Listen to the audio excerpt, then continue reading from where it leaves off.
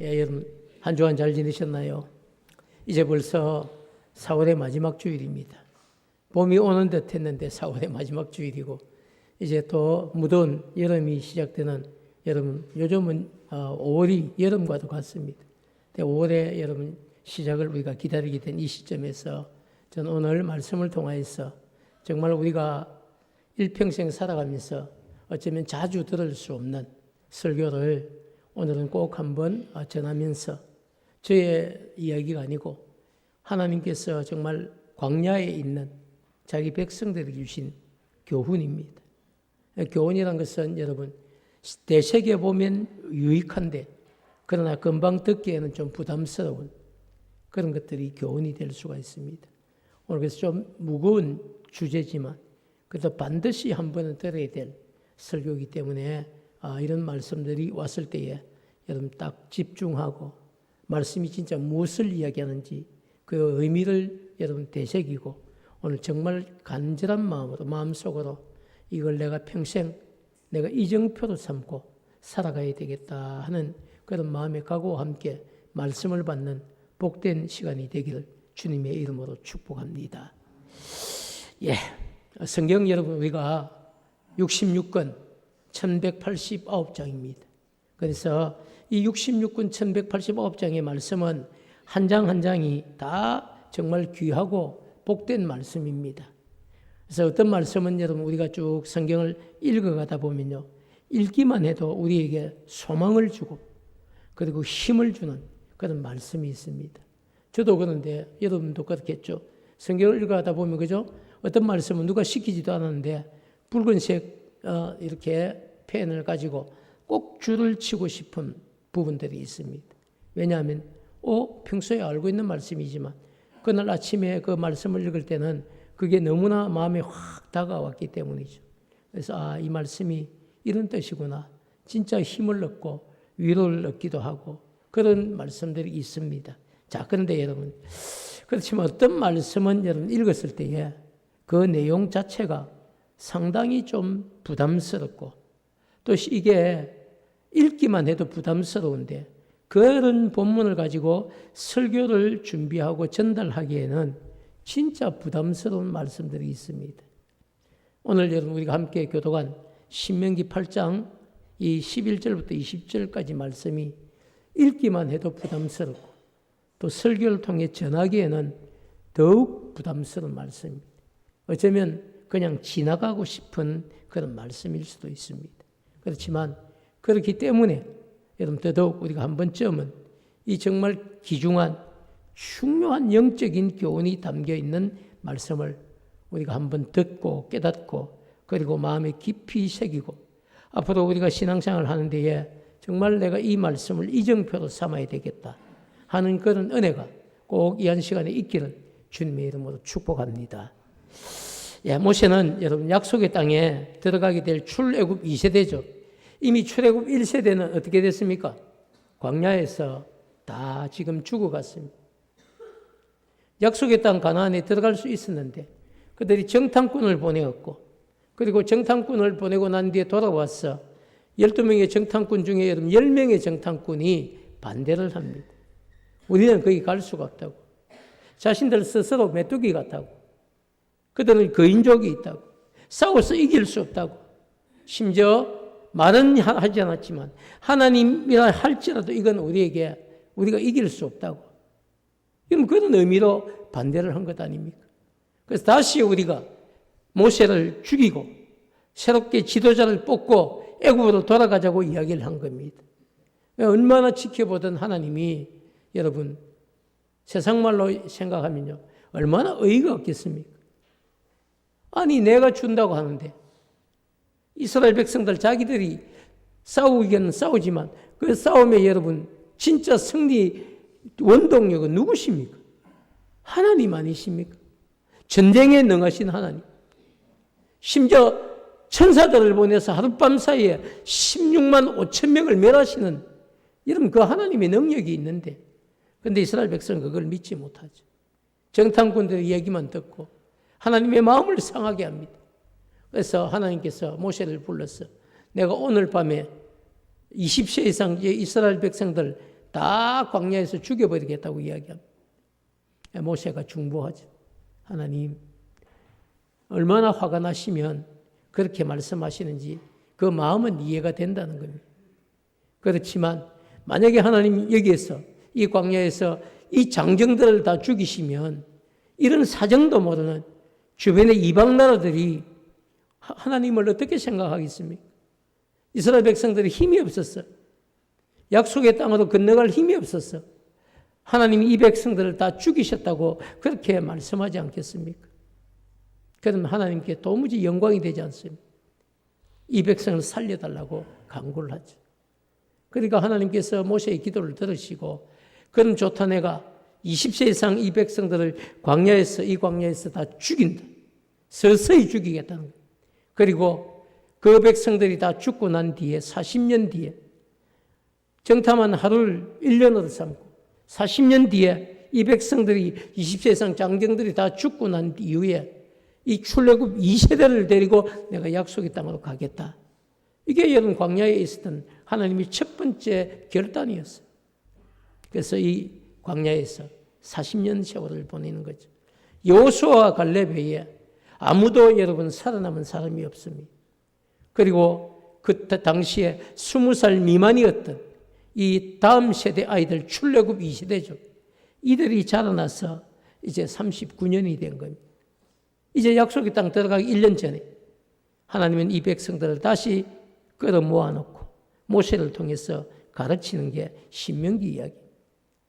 자, 여러분, 그런데 이 신명기를 통해서 그죠? 하나님께서 분명하게 말씀을 오늘 우리가 읽은 이 본문은 정말 여러분 귀중한 영적인 교훈이 담겨 있는 가르침이기 때문에 저는 오늘 말씀을 저도 여러분도 정말 마음으로 받고 그리고 이 말씀들을 통해서 하나님이 어떤 마음을 가지고 계신다.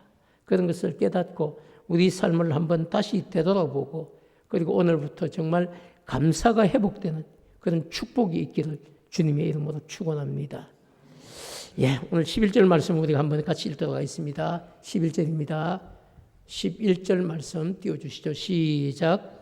내가 오늘 내게 명하는 여호와의 명령과 법도와 규례를 지키지 아니하고 내 하나님 여호와를 잊어버리지 않도록 삼갈지어다. 자, 출애굽 2세대에게 주신 말씀 가운데 오늘 어떻게 보면 이제 경고의 말씀입니다. 내가 오늘 너희들에게 명하는 여호와의 명령과 법도와 규례를 어떻게 지키지 않고 네 하나님 여호와를 잊어버리지 않도록 두 개 다 여러분 강조예요, 강조. 그렇게 하는 삼가해야 된다.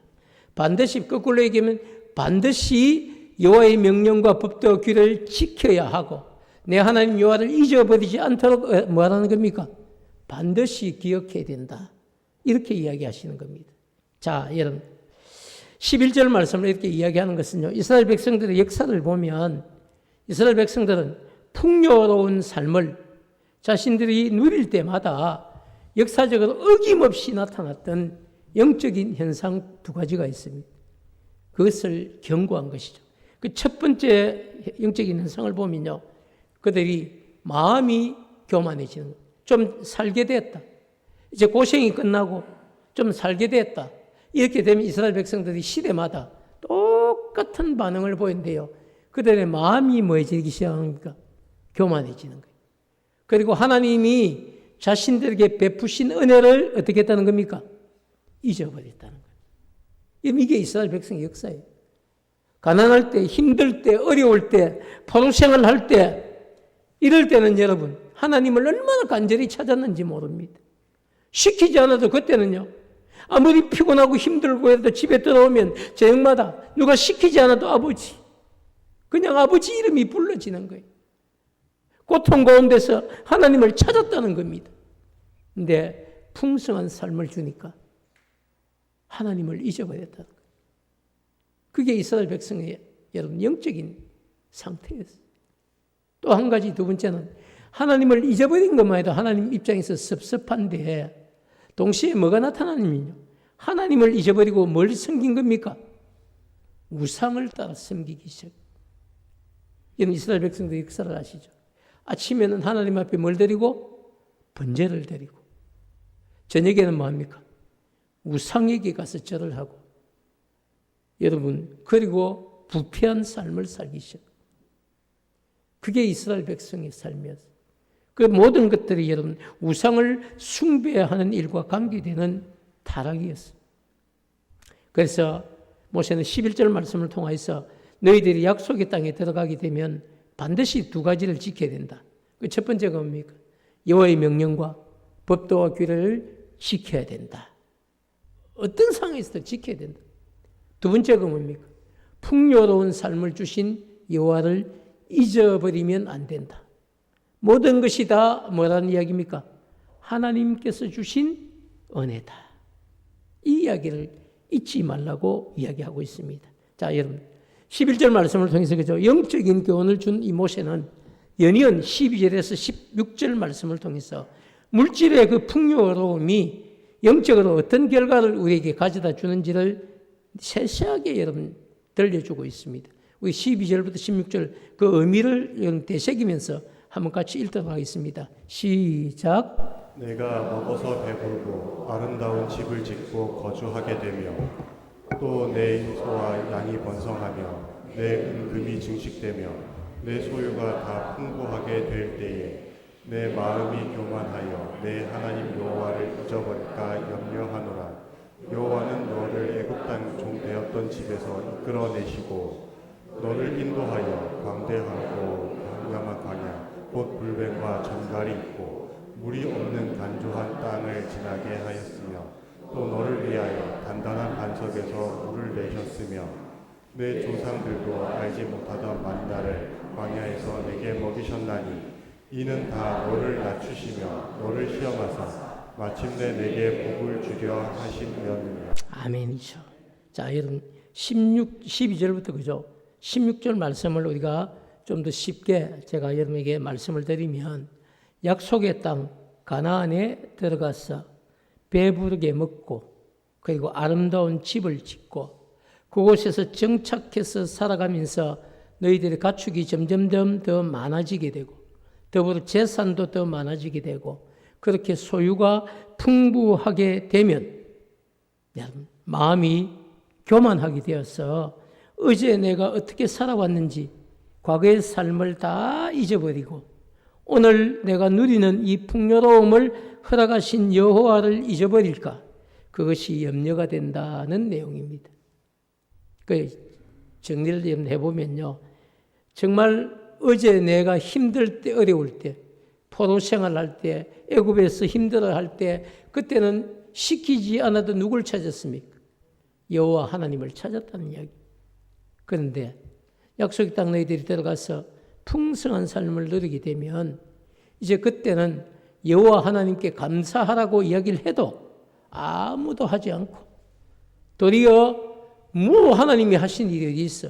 여기 들어올 때 전쟁도 우리가 쳤고 땅도 우리가 빼앗았고 농사도 우리가 지었고 수확도 우리가 했고 창고의 저장도 우리가 했고 집도 우리가 지었고 다 우리 손으로 한 것인데 하나님이 하신 게 뭐가 있다고 이렇게 이야기할까 봐 두렵다는 것입니다.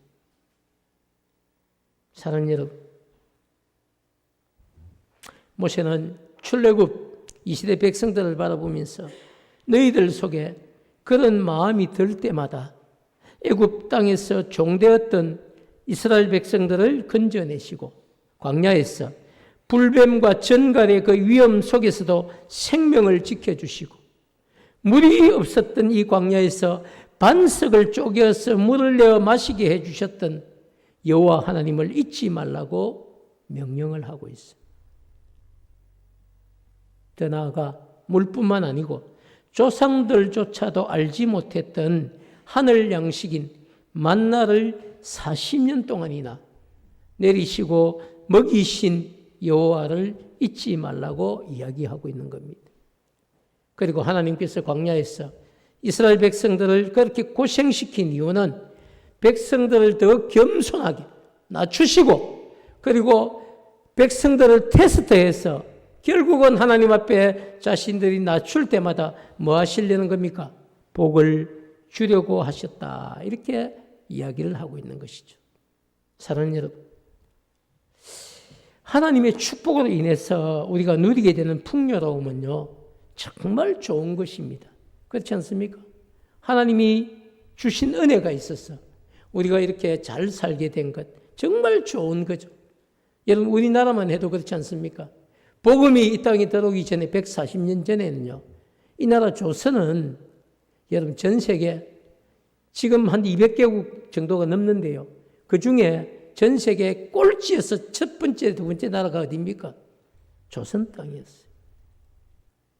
6.25만 해도 1950년 6.25가 나고 여러분 53년에 원조를 받을 때만 해도 아프리카에 있는 지금은 못 사는 그런 나라조차도 여러분 한국 땅을 불쌍히 여겨서 원조를 보내줬던, 전 세계에서 동양을 받아서 살던, 국을 받아서 살던 나라가 이 나라 아닙니까?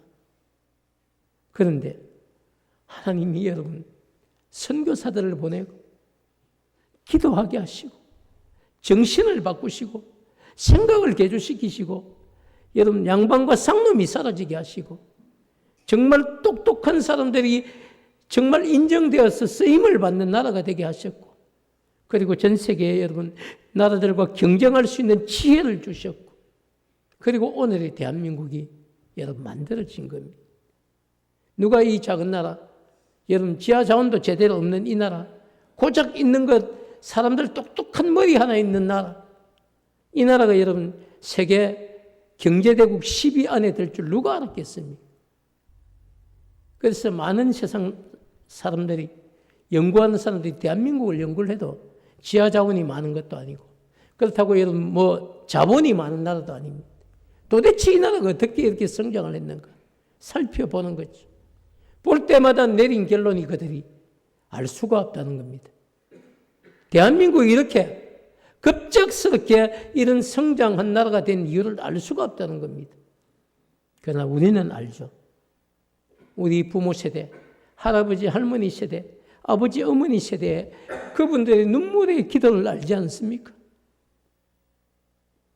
시켜도 기도하지 않는 이 시대와 너무 다른, 시키지 않아도 그 힘든 삶을 살면서도 새벽마다 일어나서 기도하시고 저녁마다 집에 들어오면 기도로 주무시는, 여러분 그 세대를 우리는 경험하지 않았습니까? 그래서 한국교회 주일뿐 아니라 주중에 집회를 해도 터져나가는 인파들이 몰려들고, 말씀 한 번 제대로 듣기 위해서 여러분 밥을 굶어가면서도 예배를 사모했던 그 시절이 있었기 때문에 오늘 한국교회가 있는 것입니다. 사는 여러분, 나라가 좀 잘 살게 됐고 교회들이 이제 좀 번듯하게 되었다고 우리가 우리에게 주신 은혜를 잊으면 안 된다는 이야기를 벌써 여러분 이 3,500년 전에 모세가 출애굽 이 세대를 향해서 말씀을 하고 있는 겁니다. 하나님의 축복으로 인해 누리는 이 풍요로움은 정말 좋은 것입니다. 행복한 것이죠. 그렇지만 동시에 이런 풍요로움이 성도들에게 가져다 주는 영적인 교만이나 영적인 유혹이 있다는 사실을 잊으시면 안 된다는 겁니다. 이게 동전의 양면 같은 거예요. 풍족한 삶, 하나님 주신 축복 속의 풍요로움은 동전의 앞면같이 정말 좋은 겁니다. 그러나 그 동전의 뒷면에 뭐가 있습니까? 영적인 교만이 숨어 있어요. 그리고 또 여러분 항상 나를 넘어뜨리려고 하는 사단의 유혹이 함께 동전의 뒷면에 있다는 사실이죠. 좀 더 여러분 쉽게 말씀을 드리면요, 자신들이 지금 누리고 있는 이 평안함과 풍요로움이 하나님께서 주신 은혜가 아니라 자신들이 땀 흘리고 수고한 결과라고 그렇게 생각할 위험이 있다는 사실을 지적한 말씀입니다. 그렇지만 모세는 출애굽 이 세대를 향해서 결코 그렇게 생각하면 안 된다는 사실을 선포하고 있습니다. 18절 말씀이 그런 내용입니다. 한번 같이 읽겠습니다. 시작.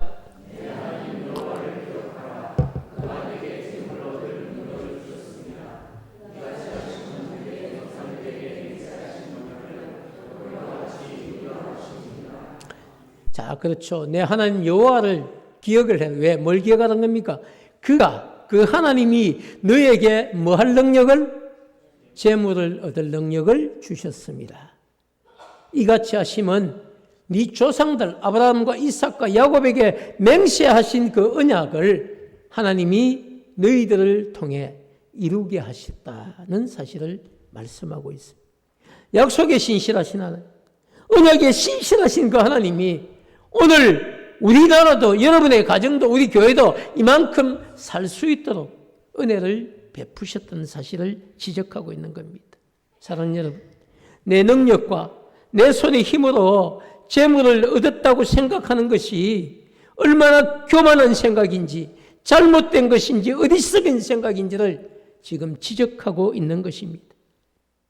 우리가 재물을 얻을 수 있었던 것은요, 하나님께서 우리에게 건강을 주셨기 때문이고 우리에게 기술을 주셨기 때문이고 일할 여건을 주셨기 때문이고 만남의 축복을 주셨기 때문입니다. 여러분, 건강하지 않으면 우리가 어떻게 일할 수 있습니까? 또 우리가 눈으로 보고 익히는 그 기술을 익히지 못하면 우리가 어디에서 쓰임을 받고 있어요? 또 여러분, 우리에게 일할 만한 환경을 우리에게 만나게 하지 않았더라면 어떻게 우리가 일할 수 있겠어요? 그리고 심지어 여러분, 우리가 귀한 사람, 복된 사람, 좋은 사람을 만나는 축복을 주셨기 때문에 오늘 우리는 여러분 삶의 현장에서 누리는 삶을 살 수 있는 거예요. 꼼꼼히 여러분 한번 생각해 보시죠. 만약 하나님의 백성이라고 하는 우리가 인생의 여러분 모든 것이 하나님께서 내게 베풀어 주신 선물이고 또 하나님을 떠나서는 아무것도 할 수 없다는 그 사실을 가르치고 있는 오늘 이 광야의 교훈을 잊어버린다면 그것은 여러분 오늘 우리 삶이 축복이 될 수 없다는 것입니다. 여러분, 그나마 생각해 보니까 한 30년 전에 여러분 삶하고 지금 여러분 삶이 비교해 볼 때 여러분 훨씬 더 풍성해졌죠? 그렇지 않습니까?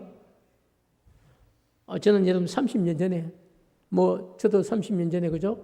개척을 할 당시였는데 그 대상자가 옆에 앉아 있는 우리 딸도 있는데 정말 이렇게 지금 생각해 보면요 힘든 시절이었습니다. 그렇지만 그래도 딱 하나 있었던 게 있습니다. 매일 아침마다 감사가 있었거든.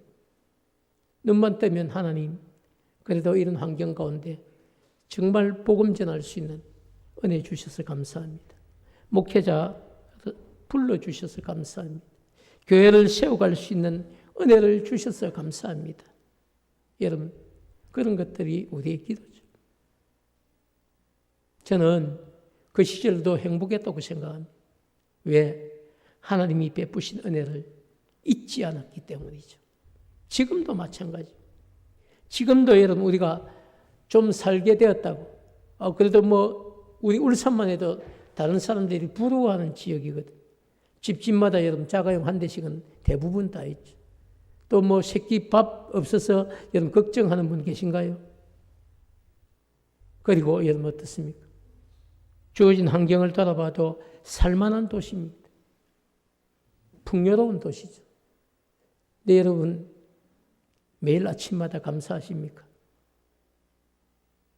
잠들기 전에 하나님 오늘 하루 함께 해주신 것 감사합니다. 지금도 하나님 나와 오늘도 함께 해주셔서 감사합니다. 이런 고백을 가지고 하나님 앞에 여러분 감사로 잠들고 아침에 일어날 때마다 지난밤도 지켜주시고 오늘도 새날 주셔서 감사합니다. 주의 손에 붙들려 살겠습니다. 이런 감사가 여러분에게 있습니까? 저는 있어야 될 줄 믿습니다. 있기를 축복합니다. 여러분, 그게 있는 게 진짜 감사죠. 좋은 집에 살고 좋은 차를 타고 좋은 옷을 입고 좋은 음식을 먹어도 하나님이 내게 베푸신 은혜다! 이 고백이 사라지면 그건 축복이 더 이상 될 수가 없다는 이야기입니다. 힘들지만 기도하고 엎드리고 매일매일 기도에 응답을 받고 감사할 수 있는 것, 여러분 그게 진짜 축복 아닐까요? 여러분 한 주간 한 주간을 어떻게 살아가고 계십니까? 저는 우리에게 베푸신 하나님의 은혜를 잊지 않는 저와 여러분이 되기를 축복합니다. 하나님은 광야 40년 세월을 통해 출애굽 1세대뿐만 아니라 이 출애굽 2세대 백성에게도 광야의 교훈을 가르쳤습니다. 광야 40년 세월을 통한 하나님께서 가르친 진짜 광야의 교훈은요, 우리가 누리고 있는 모든 풍요로움은 하나님께서 우리에게 베푸신 은혜라는 사실을 잊지 말아야 한다는 것입니다. 그래서 모세는 하나님의 백성들을 향하여서 하나님을 잊지 말고 기억해야 된다. 하나님이 너희들에게 베푸신 은혜를 잊지 말고 기억해야 된다. 그것을 다시 한 번 더 강조하고 있습니다. 여러분, 19절과 20절 말씀은 하나님의 백성이라고 할지라도 만약에 그 사실을 잊어버리면 어떤 일이 우리에게 임할지를 들려주고 있는데요. 우리 19절, 20절 말씀을 한번 같이 읽도록 하겠습니다. 시작. 내가 만일 내 하나님 여호와를 잊어버리고 다른 신을 따라 그들을 섬기며 그들에게 절하며 내가 너희에게 증거하노니 너희가 반드시 멸망할 것이라. 여호와께서 너희 앞에서 멸망시킨 민족들 같이 너희도 멸망하리니 이는 너희가 너희 하나님 여호와의 소리를 존경하지 아니함이니라. 그렇죠. 여러분 19절과 말씀을 20절 보면요, 19절 말씀은 그렇게 이야기를 하고 있습니다. 네가 만일 네 하나님 여호와를 어떻게 잊어버리고 다른 신을 따라 그들을 섬기며 그들에게 절하면 내가 너희에게 증거하노니 너희는 반드시 말 것이다. 내가 너희를 멸망시키겠다는 겁니다. 20절이 그런 말씀 아닙니까? 여호와께서 너희 앞에서 멸망시키신 민족들, 이 가나안에 있는 민족들처럼 너희도 여호와 하나님이 뭐 하실 건데 멸망하리니 이는 너희가 너희 하나님 여호와의 말씀을 청종하지 아니함이었기 때문이다. 사랑하는 여러분, 하나님께서 그죠? 하나님의 백성이라고 할지라도 하나님을 잊어버리고 우상을 섬기면 살아계신 하나님께서 당신의 이름을 걸고서라도 내 백성이지만 내가 멸망시키겠다.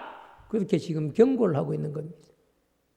제가 지금 설교를 시작하면서 진짜 부담스러운 말씀이라고 했던 이유가 여기 있어요. 보통은 다 그저 축복의 말씀이죠. 잘 살아야 된다. 내가 복 주마. 힘들어도 복 주마. 어려워도 복 주마. 아픈 자도 일으키겠다. 다 이런 이야기 아닙니까? 그런데 곳곳에 숨어있는 이런 여러분 보화와 같은 말씀이 있는 거예요. 그렇지만 그렇게 하지 않으면 내가 너희를 벌하겠다. 이건 여러분 정말 귀중한 말씀이에요. 우리 자신들이 하나님은 사랑의 하나님이기도 하지만 그 이런 앞면 말고 뒷면에 뭐도 있다고요?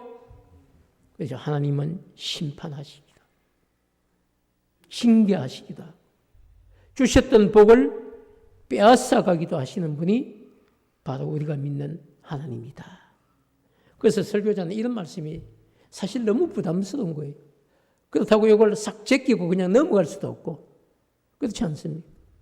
그래서 정말 매번 그런 건 아니죠. 1년에 정말 한 번쯤은 이렇게 정말 하나님의 사랑이 담겨 있는 메시지를 함께 전해야 될 사명이 있고 또 전하고 여러분 감사함을 받고 여러분 자신들을 돌아보면서 그래 하나님을 잊어버렸다면 내가 하나님을 더 가까이 해야지. 하나님께서 주신 은혜를 내가 잊어버렸다면 그것을 감사해야지. 이런 마음을 다시 회복하는 그런 기회가 되기를 주님의 이름으로 축복합니다. 사랑하는 여러분, 오늘 본문 말씀이 우리에게 주시는 영적인 교훈이 무엇일까요? 여러분, 우리가 풍요로운 삶을 누리고 살아가더라도 그 풍요로움이 그죠? 내 힘과 나의 능력으로 이룬 것이 아니라는 사실, 그리고 그런 은혜를 베풀어 주신 누구를 기억해야 된다? 여호와 하나님을 기억해야 된다는 사실입니다. 사랑하는 여러분, 이제 다음 주부터 한 주간은 올 한 달은 가정의 달입니다. 정말 중요한 달이죠. 1년을 돌아봐도 여러분 하나님께서 너희 가정도 챙겨라. 너희 자녀도 좀 돌아봐라. 너희 부모도 돌아봐라. 또 너희들 아이들을 가르치고 있는 스승님도 돌아봐라. 이렇게 주신 여러분 달이 바로 가정의 달입니다. 그렇기 때문에 여러분 우리가 정말 우리 가정에 주신 은혜를 되돌아보고 또 우리 자녀들을 통해 주신 은혜를 되돌아보고 우리의 부모를 통해서 주신 은혜를 되돌아보고 여러분 진짜 감사를 회복하고 감사의 마음으로 5월을 맞이할 수 있는 우리 모두가 되기를 주님의 이름으로 축복합니다. 여러분 진짜 축복은요 내가 풍성한 삶을 누리는 게 축복 아닙니다.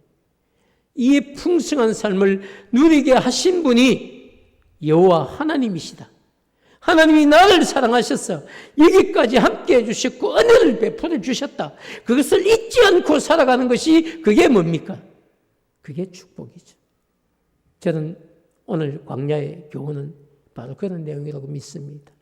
오늘 주신 이 광야의 교훈을 마음에 꼭 새기고 한 주간 여러분 승리하고 기쁨으로 5월을 맞이할 수 있는 우리 모두가 되기를 주님의 이름으로 축복합니다.